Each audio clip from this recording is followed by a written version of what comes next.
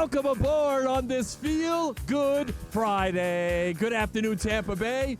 The Drive with TKras, driven by Moss Nissan, is on the air. We're live inside the Rude Air and Water Studios of WDAE on this beautiful Friday across the bay. Great to have you with us. Chris Mathis is out.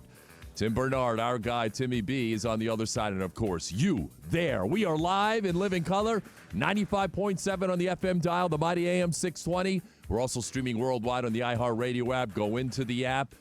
I was telling one of my guys at the gym last night, my guy Kyle, hey, go into the app, make WDAE one of your favorites, make The Drive one of your favorite podcasts. So when you open the app, he was saying, hey, how can I go back and listen to your show and your interviews? And I showed him, this is how you do it. Make The Drive one of your favorites, so when you open it up, everything is in there. Any A-list interview, any segment you may have missed.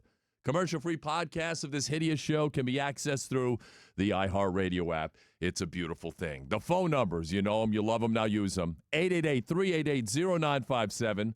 Text at 82945 on the Bartow 4 DAE text platform, where standard message and data rates do apply, and all guests will appear via the Central Florida Behavioral Health Network WDAE hotline. You're on the phone for 3 hours. Let me finish. I'm on the phone for 4 hours. I'll let you start and finish. What a show we've got planned for you. There's so much to get into, so much to talk about, and we're going to do it in less than 10 minutes. The Rays president of baseball operations, Erik Neander, will join the show. Yeah. And he was there yesterday at the Tampa City Council. I don't know if he's going to have a thought on that or not. I'll ask him, but we'll talk to him about what's going on the field, more importantly. Rays and the Yankees tonight in the Bronx. Erik Neander will be with me in less than 10 minutes. And then at 3:05, he's been all over the story regarding the Rays Stadium situation and everything else in between. Our guy, Evan Klosky of 10 News, will be with me, and there's so much to get into with him. I was texting back and forth with him last night on what took place yesterday that I'm going to get into in a matter of moments. What an absolute debacle. And we'll talk about it. Evan Klosky, my guy, at 3:05. And then Ronnie Lane, the happy hour at 5 o'clock. And then it's the mailbag. Boy, you people, I've had it up to here with some of you. And we'll get into your despicable, discouraging, and disgraceful remarks in the mailbag. That's coming up at 5:30. This is one of the most despicable displays of conduct in the history of the World Wrestling Federation. And it's going to be worse than when Ken Patera and Big John Studd cut Andre's hair. That's where that clip is from, by the way. Vince McMahon, back in the day. 1984 to be exact.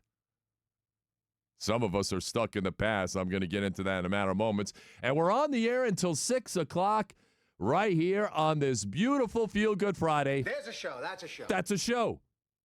And at 6 o'clock, switch hitter with Ronnie Lane, or whatever that show's called, to get you ready for the Yankees against our Rays up in the Bronx to begin a big weekend set. Nick Martinez for the Rays against Garrett Cole, who is back for the first time in 17 months. That's going to be a great matchup tonight. So we'll get into the Rays on the field.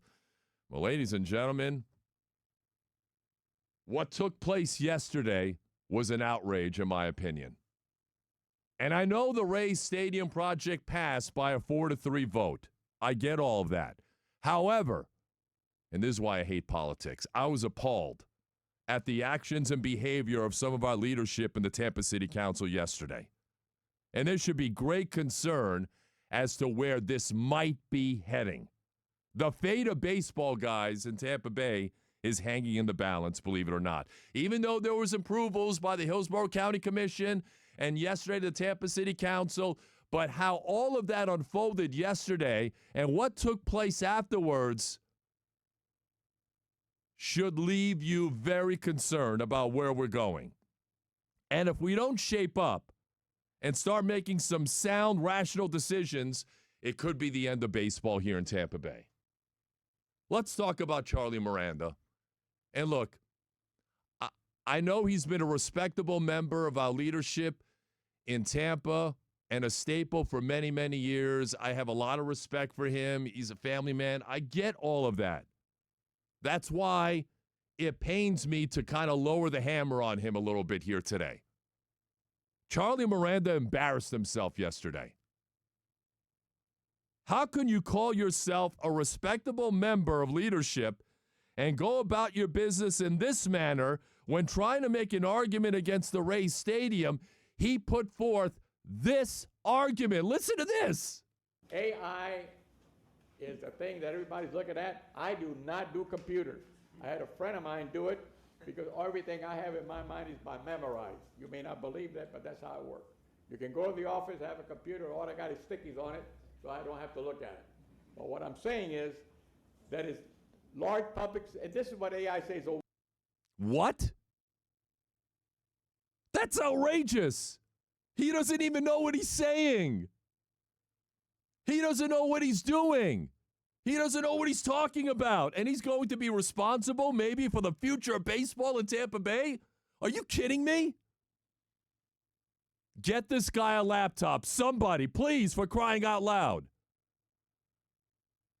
Does he own a rotary telephone? Do we know that? Get him a flip phone. Get with the times, man. Oh, my goodness. And that's the problem with some of the oldest members of the... Look, and I don't have a problem with older people necessarily. But here's the issue. They're afraid of change. And Charlie Miranda is a guy who sounds like he's afraid of change. He's stuck in the past. He's petrified on what the future will hold. Well, things used to be great back in 1970, blah, blah, blah. Guess what? It's 2026. You need to get with the times and evolve, my good man. And it's crazy to think that he could be a major factor in destroying this project, which is generational. And that's the problem here. He lacks vision. And he doesn't have the ability to make sound, informed decisions. He's using AI and he's holding up this piece of paper and he has no idea what it means. You're trying to make an informed argument against a stadium? That's about as awful of a job as you will ever see an elected official do. In front of everybody. Everybody who's watching this. And he's in power? He's going to determine the fate of this transformational project that will benefit Tampa and Hillsborough County for years and generations to come? I don't think he realizes that. Again, I don't have any problems with the older demographic. I do have a problem, though, with delusional people in position of power. Way too dangerous, especially if you hold a lot of influence the way Charlie Miranda does. That was awful. That was tough to watch, man. Somebody needs to help him out. And then you have Bill Carlson. Why do you go under the name of Bill Carson? That's a different name, obviously, from the good, the bad, and the ugly, you movie guys out there. So he votes yes. Reluctantly, according to him, he votes yes. And then he was called a sellout by Miranda. Did you see that? And then he says afterward, oh, I'm definitely voting no, 99.9% chance. What? And folks, this is why I hate politics. This is why I don't get involved in it. This is why I don't like talking about it, because I don't understand it. There's a lot of posturing. There's a lot of grandstanding that happens here. I hate it. And get this, Bill Carlson, who's voted yes, and now he says he's going to vote no, so the Rays will have to go behind closed doors and allay some fears, and obviously they'll have to make major concessions in order to make this thing work. But Carlson and Lynn Hertak want to run for mayor here in Tampa. Well, I got some news for both of you. And you better turn up your radios and listen to this. Listen to what I'm about to tell you. If you have political aspirations beyond the Tampa City Council, you better think deeply about voting no to this. Because not only will you be responsible for chasing baseball out of Tampa Bay, for killing baseball in Tampa Bay, which has been here since the late 90s, you will also destroy your political career in the process. I guarantee you, you will not have a political career anywhere. You won't be able to become a dog catcher anywhere in Dub Fudge, Iowa. if you vote no. Think about it, because that's the reality of the situation.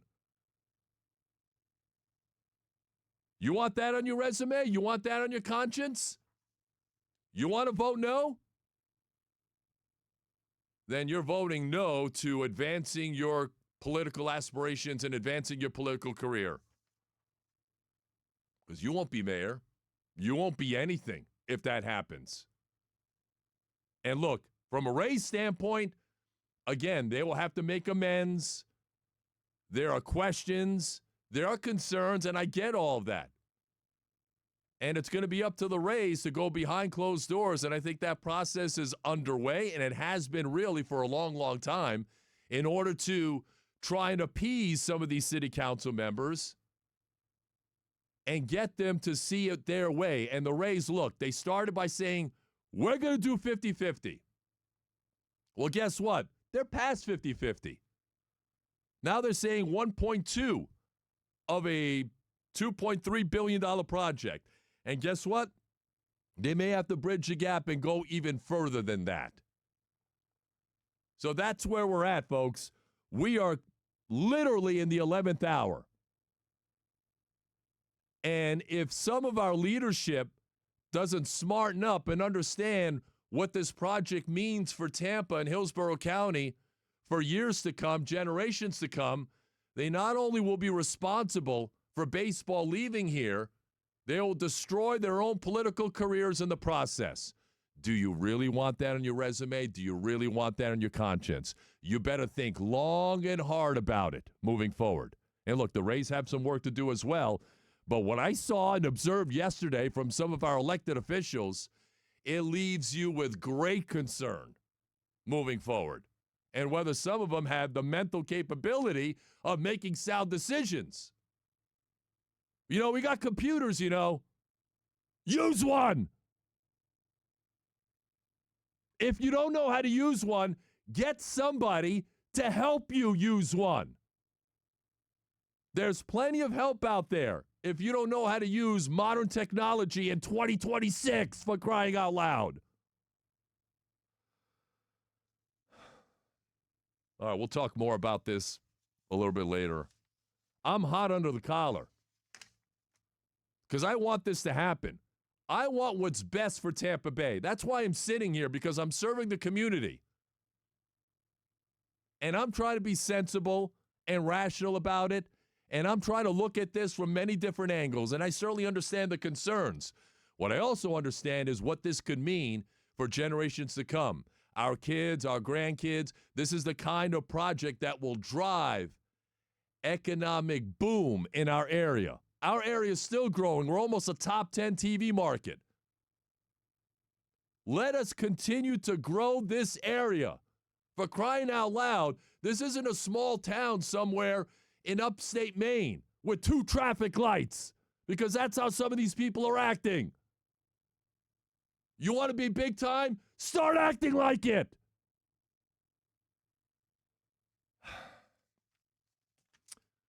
More of your calls and texts coming up.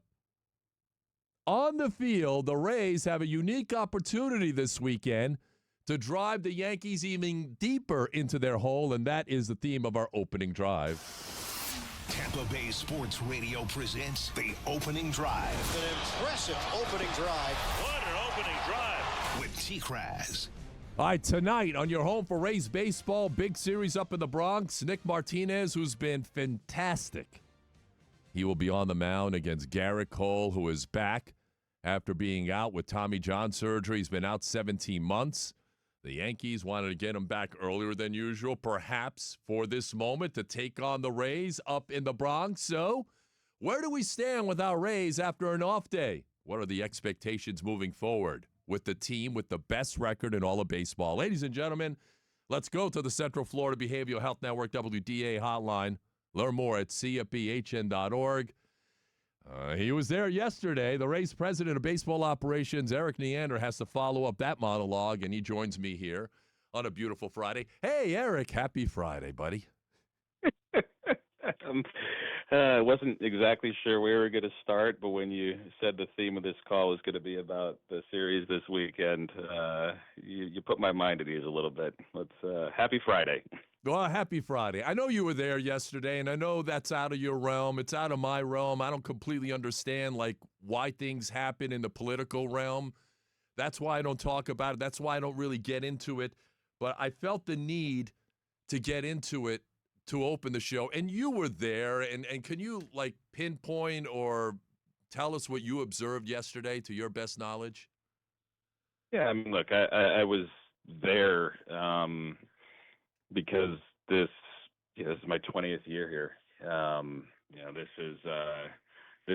is home. This is my family's home. The community means a lot to me. The franchise obviously means a lot to me, and not just me. I was there. A lot of there's other staff that were there, and I just to show support, show that it matters, to us, a lot for a lot of different reasons, and that was it. And learned, listened, considered, like you said, helpful to come on an off day. Do have a day job and need to do that better and continue to improve on that front. Got a big series this weekend, but look, this is important, for all the obvious reasons. I don't need to state them, but I'm hopeful by it passing yesterday, they can continue to work. I've seen the effort behind the scenes that has gone into trying to make this work. I know, and I've gotten to know a lot of the people involved, and I know how important it is to them, how many have roots in this community, how many believe in this project and how transformative it can be to so many, not just for our baseball team, but for Hillsborough College and the education and the creative opportunities with that, to the living, to the entertainment, et cetera. It truly in so many ways can be transformative. And I know how much Ken's put into it, and I think a lot of us just wanted to show support to the organizations and to show our fans and the people that really care about this, those that showed up, those that weren't able to show up but would have wanted to, and just all over, that it matters to all of us. But it has to make sense for enough people also, and Ken is at the forefront of exhausting himself to find a way forward with that, with Patrick and our entire ownership team support, our organization support. So, like I said, just a show of support for the project, its importance, and hopefully there's a resolution around the corner that is satisfactory, because I do think it would be transformative on so many fronts. Agreed. All right, let's talk to the baseball part of it, which I'm sure will ease your concerns about this phone call. So tonight, the Yankees, you swept them a couple of weeks ago. They're bringing Garrett Cole back maybe a little bit earlier than some people thought. Great pitching matchup tonight and this weekend. I think the pitching, as you guys lined it up with you and Cashy and Kyle Snyder, I think it kind of looks good for you guys going into this big series this weekend, with Nick Martinez going tonight, and he's certainly been fantastic ever since you acquired him. 1.51 ERA. Rasmussen tomorrow, McClanahan on Sunday. The pitching matchups really set up favorably for you guys this weekend, huh? Yeah, I think, look, the way our pitching is, this is going to be a tough series. There's no doubt about it. The Yankees are a really good team. Welcoming back Garrett Cole tonight, he's as good as anybody. So playing in their home stadium, this is a big one. This will be a challenge. And no matter what happens over 3 games, it's 3 games in May. There's a long way to go. We were fortunate to come on the right side of 3 games at our home stadium earlier this year, but that doesn't decide anything, in terms of the rest of the year and what's ahead and who's going to make the most noise. But they are important games. There's important games as you're going to find in the middle of May, and we need to play well. So the pitching, the starters, those 3 guys are throwing the ball really well right now. And frankly, I mean, whoever's been starting for us the last several weeks they've all stepped up. They've all been really good and at the forefront of why we've had as much success as we've had over many, many weeks now. So looking forward to it. Nice to have Nick out there tonight, and we need to play very, very good baseball to come away with wins up there. Let's go back to Wednesday. This team, and I mentioned this when I came on after Wednesday's game, I mean, you're down 3-1, 8th inning. You've already won the first 2 games of this series. And a long baseball season, you kind of figure to yourself, okay, maybe this is not our day. We got an off day coming up and big series against the Yankees. But this team just finds a way in that 8th inning. It begins with Hunter Fiducia, who just hit his first Major League home run earlier in the game, drops a bunt down, some big 2-out hits, Aranda, Palacios, and then the double steal, Erik. I think that's the play that really epitomizes what you guys are all about. It really showcases your identity. Just go back and tell me about that Wednesday comeback win. That was great. Yeah, that was wonderful. I think look, the night before was a really satisfying win. You know, them hitting the homer right out of the gates and then holding them there the rest of the way, winning a tight game, separating a bit late.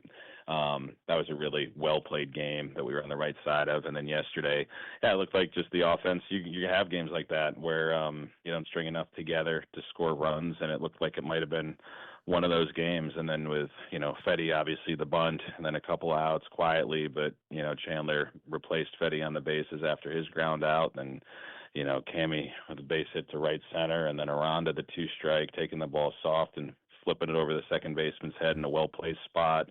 Dunn coming from first, coming into the game, welcomed the organization, was playing for Charlotte the night before, and, hey, go run. Let's score the tying run, get right in there.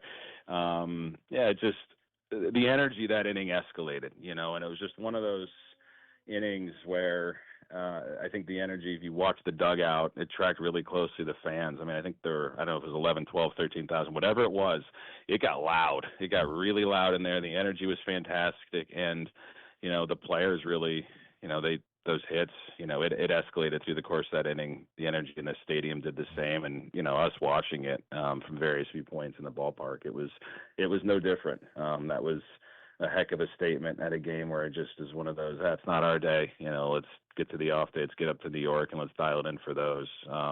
Winning games like that is crucial at the end of the year. It just, you have, I don't know, half dozen of games that go that way for you.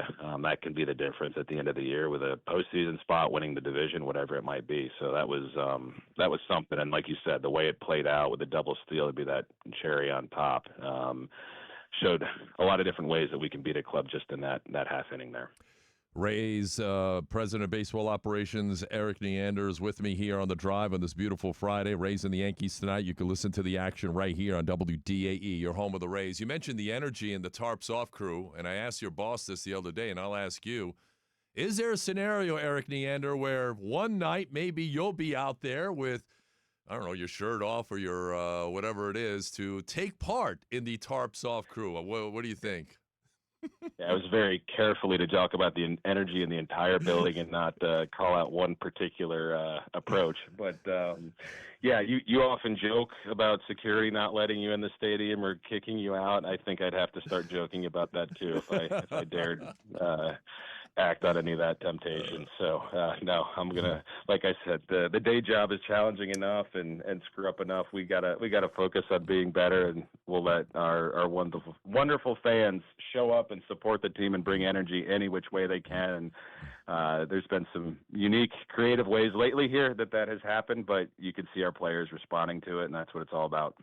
Fair enough. All right, Dr. Neander, I have a couple of questions for you before, you make your house calls and everything else. Yandy Diaz was hit, looked like on both of his hands Tuesday night, didn't play Wednesday. What's the status of Yandy Diaz moving forward?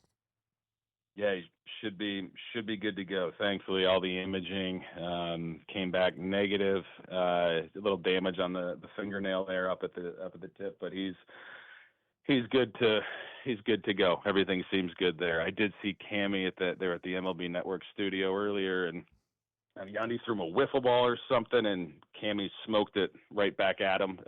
So might have to check in on that. But as far as the hit by pitch the other night, should be good to go. A little tender, a little sore, but very much something he can play through and will. Awesome. That's awesome news. Ben Williamson's got this tight back. That's why you brought up Carson Williams. And what is the status of Ben Williamson, and what are you expecting out of Carson while he's up here? Yeah, so Ben is improving. Just the back locked up, and it's hard to play when your back's locked up the way it has. Did some imaging. Everything came back in a way that has us optimistic that he will recover here soon enough. You just gotta let it happen. So he's improving daily, but he's not resumed baseball activity yet. So we just got to let it continue to calm down, and when he hits that point, we can get him moving. Hopeful it's not a long absence. The initial talk was, optimism that we could keep this, closer to a 10-day absence thereabouts, but day to day. But we're going the right direction. Most likely sometime when we get back home, we'll be able to activate him. That's the hope. But at the mercy of the back, and those can be tricky sometimes. But that's our tentative plan. And as far as Carson, yeah, look, you needed to get somebody else up here that can play in the middle of the field. Carson can do that. I think this particular opportunity, Richie Palacios is playing well, Walls is playing well. Maybe target a start here and there, against lefties. Don't want to go too long with him not playing regularly up here. It's really important for Carson to play. That's part of why Oliver Dunn was acquired a couple nights ago as well, just to give us another option that can bounce around the infield. I think this one is we're starting to run out of options, candidly, and want to get Carson in here, get in the mix, get a few starts, and if it turns into a longer absence for Ben, like I said, at some point probably need to think about getting Carson regular playing time to keep his development going. But anytime you can be around the big league club, there's a lot of different ways you can grow and you can develop even if you're not playing, and that's what Carson's all into right now, and we appreciate that. Well, he's got a major opportunity in front of him. Let's see what he does with it. And last Friday, you told me about Gavin Lux and the injection into the AC joint. Do you have any further update on how he's coming along? Yeah, same spot. I think kind of where we left it last week is I think we're going to take a big step back here. And these nagging injuries, it seems like not letting one get over the hump. Maybe it led to the other, who knows? But taking a step back, making sure, he is fully healthy, truly healthy, and in a really good spot physically before we run him back out there. So that might be a bit here still. That's okay. And I think I probably said it last week. I just mentioned Richie when talking about Carson.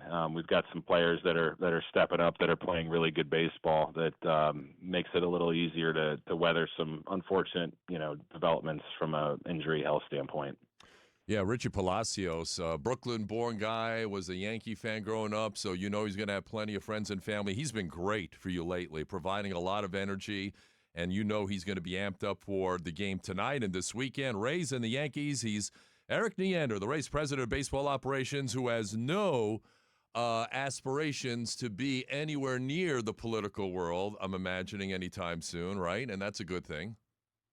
Yeah, I'm just trying to fool enough people in the baseball world to stay employed doing this. So, this is plenty. I think you're doing just fine. I appreciate it. Best of luck this weekend. Let's get some dubs. Appreciate it, TKras. Big series. Thank you. You got it. The great Erik Neander. Always a pleasure to have him on. Got to take a deep breath, man, after all that. So much in that first segment. Your thoughts. Am I being irrational? Am I flying off the handle? Am I being unreasonable? Please tell me if I am. Because I'm human just like the next person. I don't claim I have the answers for everything. I have been wrong on many occasions, and a lot of you go to great lengths to let me know, and I appreciate that. Am I being out of line? 888-388-0957. I want to hear from you. Got a lot of great phone calls yesterday. My favorite phone call yesterday, I have to mention this before we take a break. I know we're late for a break. Nobody ever needs a break. The late, great Steve Dumig said one time when a producer told him, hey, man, you're late, you got to take a break. He's like, no one ever needs a break. I'll break when I'm ready. The best caller that I had here yesterday, and I hope he's listening, Alan from Largo, a 90-year-old Rays fan, who said he was blind, and he said he listens to all the games right here on WDAE, except for one last year. He said the Seattle game because he fell asleep. That's a true and blue Rays fan, and I appreciate Alan. I was thinking about him, and I was thinking about his phone call when I was driving home yesterday, and I just want to let you know, Alan, that I really appreciate you, and thank you for listening to the show, and you can call me anytime you want at 888-388-0957, and I'll talk to the rest of you as well. Where are we going next? The uncomfortable situation that the Rays are in right now regarding their stadium, plus the showdown with the Yankees next here on The Drive. Stay with us.